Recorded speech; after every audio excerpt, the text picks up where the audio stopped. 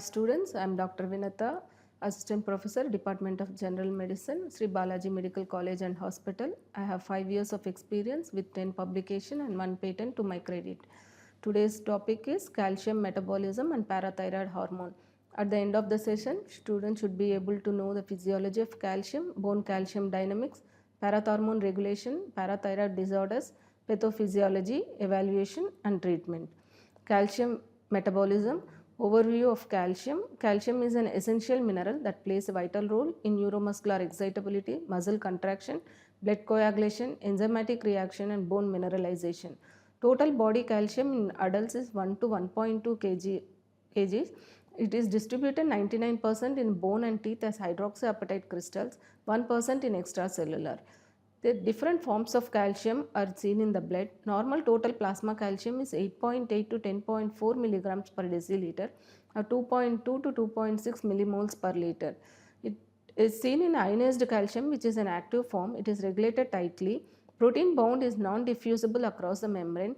Complexed form is bound to anions. It is diffusible and inactive. Only ionized form is physiologically active and sensed by calcium sensing receptors. Changes in plasma pH alters the protein binding. In alkalosis, there will be more protein binding with the calcium, thereby decreasing ionized calcium in the blood, leads to neuromuscular excitability. In acidosis, there will be less protein binding, thereby ionized calcium will be more in the blood. Calcium balance is by intake, absorption and excretion. Dietary intake in adults at least 800 to 1200 mg per day is required. Intestinal absorption occurs in duodenum and jejunum by active transcellular transport by TRPV6 channels. Renal handling is by about 10 grams of calcium filtered per day. 98 to 99% is reabsorbed. In proximal tubule, 65% is absorbed by passive paracellular along with the sodium chloride absorption. Thick ascending limb of loop of Henle, there will be 20 to 25% by paracellular via claudin 16. Distal convoluted tubule 8 to 10% by active TRPV5 channels, which is parathormone dependent. Excretion 100 to 200 mg per day is excreted. Bone calcium dynamics. Bone acts as both reservoir and regulator of calcium. Bone formation is mediated by osteoblasts, where deposits of calcium as hydroxyapatite. Bone resorption is mediated by osteoclasts, which releases calcium and phosphate in the blood. There are two pools, which is readily exchangeable pool and stable pool. Bone remodeling is a continuous dynamic process influenced by mechanical stress, hormones and cytokines. Parathormone, it is secreted by chief cells of parathyroid gland. Stimulus is when there is low ionized calcium by sensing the calcium sensing receptor. It activates the G protein couple receptor with cyclic AMP, thereby stimulates the protein kinase activation. Another one is G protein couple receptors with phospholipase activation, where it inositol and diphosphate glycerol pathways. Parathormone, at the level of bone, it stimulates the osteoblast, which secretes the Rankel ligand, activates osteoclast, bone resorption, increases calcium and phosphate release. In the kidney, it increases the calcium reabsorption in distal tubule, decreases phosphate reabsorption in proximal tubule, increases 1-alpha hydroxylase activity, thereby increase formation of 125 hydroxylase calcitriol in kidney. And intestine, it indirectly increases the calcium absorption.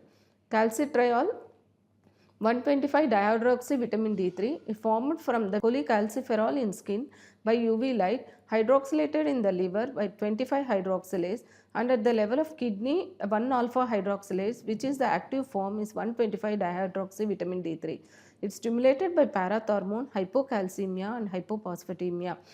It is inhibited by high calcium, high phosphate and fibroblast growth factor 23. Calcitriol acts by the level of intestine, increasing the synthesis of calcium transport protein by TRPV6, increases calcium and phosphate absorption, and the bone facilitates the mineralization by maintaining calcium and phosphate product. Kidney mildly increases the calcium and phosphate reabsorption. Net effect you will see is increased plasma calcium and phosphorus, promoting the bone mineralization. Calcitonin is secreted by parafollicular C cells of thyroid gland. It stimulates this by increased plasma calcium level. It inhibits the osteoclast bone resorption, thereby decreasing plasma calcium. In kidney, it increases the urinary calcium and phosphate excretion. Physiological role is minimal in adults and more important during the growth, pregnancy and lactation. Net effect is decrease in plasma calcium. Coming to fibroblast growth factor 23, it is secreted by osteocytes, decreases phosphate reabsorption, decreases calcitriol synthesis. Estrogen inhibits the bone resorption. Glucocorticoids decreases intestinal calcium absorption and bone formation, where there is a risk of osteoporosis. To summarize, calcium metabolism. Calcium exists in three forms. Ionized form, which is biologically active, protein bound, mostly bound to the albumin, complexed with the anions. Parathormone increases serum calcium by stimulating the bone resorption, increases renal calcium reabsorption and enhancing renal activation of vitamin D. Vitamin D promotes intestinal absorption of calcium and phosphate and support bone mineralization. Calcitonin secreted by thyroid C cells inhibits osteoclast and reduces bone resorption though its physiological role in adults is minimal. Calcium constantly exchanges between the bone and plasma through osteoblast and osteoclast activity. Parathormone increases distal tubular reabsorption. Hypercalcemia increases urinary calcium loss. Dietary calcium absorption is a vitamin D dependent process. Malabsorption or vitamin D deficiency lowers calcium levels. Small deviation in calcium level trigger rapid parathormone release. Chronic changes alter vitamin D synthesis and bone remodeling. Coming to hyperparathyroidism. Definition: hyperparathyroidism, it is a disorder characterized by excessive secretion of parathormone from one or more parathyroid glands leading to hypercalcemia and abnormal calcium phosphate metabolism. Primary hyperparathyroidism is because of autonomous overproduction of parathormone due to parathyroid gland abnormality. Secondary hyperparathyroidism is seen in compensatory overactivity of parathyroid gland secondary to chronic hypocalcemia, most often due to chronic kidney disease or vitamin D deficiency. Tertiary hyperparathyroidism occurs when secondary hyperparathyroidism becomes autonomous after a long-standing stimulation or after renal transplantation. Primary hyperparathyroidism etiology is by solitary parathyroid adenoma, which constitutes 80 to 85%. Parathyroid hyperplasia, all the four glands are hyperplastic in 10 to 15% of cases. Parathyroid carcinoma is less than 1%. It can be associated with the genetic syndrome MEN1, multiple endocrine neoplasia type 1, where you will see parathyroid, pituitary and pancreatic tumors. MEN2A constitutes parathyroid medullary thyroid carcinoma and pheochromocytoma. Familial hypocalciuric hypercalcemia, by inactivating mutation in calcium sensing receptor gene, it mimics the primary hyperparathyroidism, but it is benign.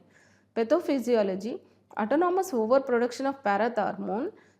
Abnormal parathyroid tissue continues to secrete parathormone despite hypercalcemia, resulting in bone resorption, where parathormone activates osteoblasts to increase the Rankel ligand expression, stimulates osteoclast differentiation. Excess osteoclast activity leads to cortical bone demineralization.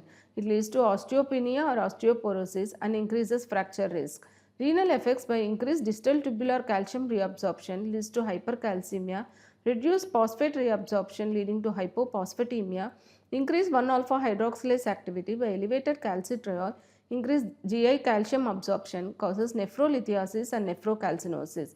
Gastrointestinal consequences like hypercalcemia stimulate gastric acid secretion leading to peptic ulcer and pancreatitis. Cardiovascular and neurocognitive manifestation: high calcium alters the neuromuscular excitability, leads to fatigue and cognitive dysfunction.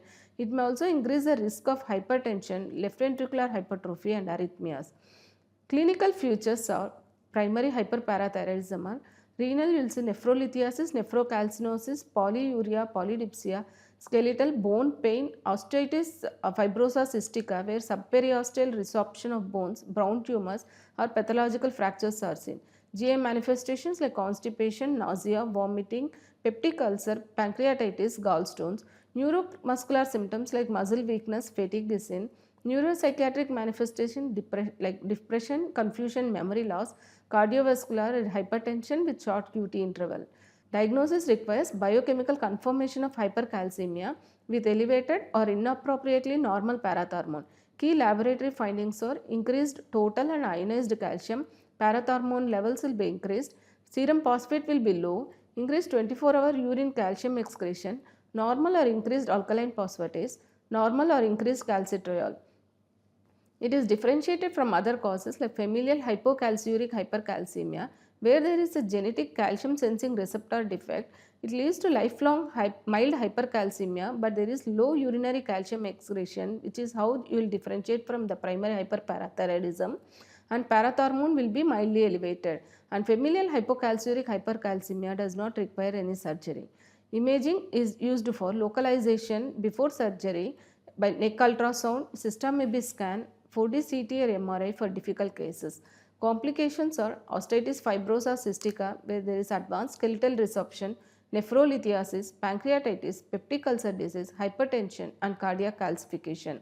Management is with surgical. Parathyroidectomy is indicated when there is a symptomatic hypercalcemia, serum calcium levels more than 1 mg per deciliter above normal level, osteoporosis or fragility fracture, when there is nephrolithiasis or EGFR less than 60 ml per minute, age less than 50 years. Minimally invasive parathyroidectomy is done for adenoma. Subtotal or total parathyroidectomy with autotransplantation in hyperplasia is done. Medical management is by hydration, saline diuresis. Bisphosphonates inhibits the bone resorption. Calcium mimetics like cinacalcet activates the calcium sensing receptor, thereby decreasing the parathormone secretion. Thiazide diuretics and lithium should be avoided as there is risk of hypercalcemia. Coming to secondary hyperparathyroidism, etiology is maybe because of chronic kidney disease, vitamin D deficiency, pseudohypoparathyroidism where parathormone is resistant at the receptor level. Pathophysiology, chronic hypocalcemia leads to compensatory parathormone hypersecretion leading to parathyroid hyperplasia. In CKD, where there is a 1-alpha hydroxylase deficiency leading to decreased calcitriol, decreased intestinal calcium absorption. Phosphate retention seen in CKD binds to the calcium leading to hypocalcemia, thereby increasing the parathormone levels. Clinical features of underlying CKD, renal osteodystrophy like bone pain and fractures are seen. Management is by treating the underlying cause. Phosphate binders like sevelamer, calcium acetate, vitamin D analogs like calcitriol, alpha calcidol, calcium mimetics like cinacalcet is given in dialysis patient. Tertiary hyperparathyroidism, it is an autonomous parathormone secretion after long-standing secondary hyperparathyroidism seen in CKD patient and post-transplant patient. Parathyroid hyperplasia becomes unresponsive to calcium feedback. There will be very high parathormone levels, high calcium and high phosphate levels. Management is by parathyroidectomy, subtotal or total with autotransplantation. Hypoparathyroidism. Definition is a condition characterized by low parathormone level or impaired parathormone action causing decreased serum calcium and elevated serum phosphorus levels. Major causes of hypoparathyroidism is post-surgical removal or damage to parathyroids, most commonly after thyroidectomy or neck dissection. Autoimmune destruction of parathyroid glands as a part of polyendocrine autoimmune syndrome. Genetic causes like Dysart syndrome, 22q11 deletion or activating calcium sensor mutation like autosomal dominant hypocalcemia, infiltrative diseases such as hemochromatosis or Wilson's disease, radiation induced parathyroid damage, magnesium deficiency or excess causing functional parathormone suppression. Pathophysiology, low parathormone, reduced bone resorption, decreased renal calcium reabsorption, reduces conversion of vitamin 2 to active calcitriol and increases phosphate retention. Clinical features, symptoms of hypocalcemia like tingling, numbness, perioral paresthesias are seen, tetany, corpopedal spasm and muscle cramps, Chopstick and Trausch's sign will be positive. In severe cases, seizures are seen. Chronic manifestations are like basal ganglia calcification, cataract, dry skin, brittle nails. Lab findings are there will be low calcium with high phosphate, low or inappropriately normal parathormone level, low magnesium may coexist and worsen hypocalcemia. Diagnosis is based on the serum calcium, phosphate, magnesium, parathormone level and clinical signs of hypocalcemia. Treatment, acute symptomatic hypocalcemia, IV calcium is given. Chronic management like oral calcium supplements with plus vitamin D supplements. Thiazide diuretics may reduce the urinary calcium loss. Recombinant parathormone analogs in refractory or severe chronic cases. That brings me the end of the session. We'll meet in the next session.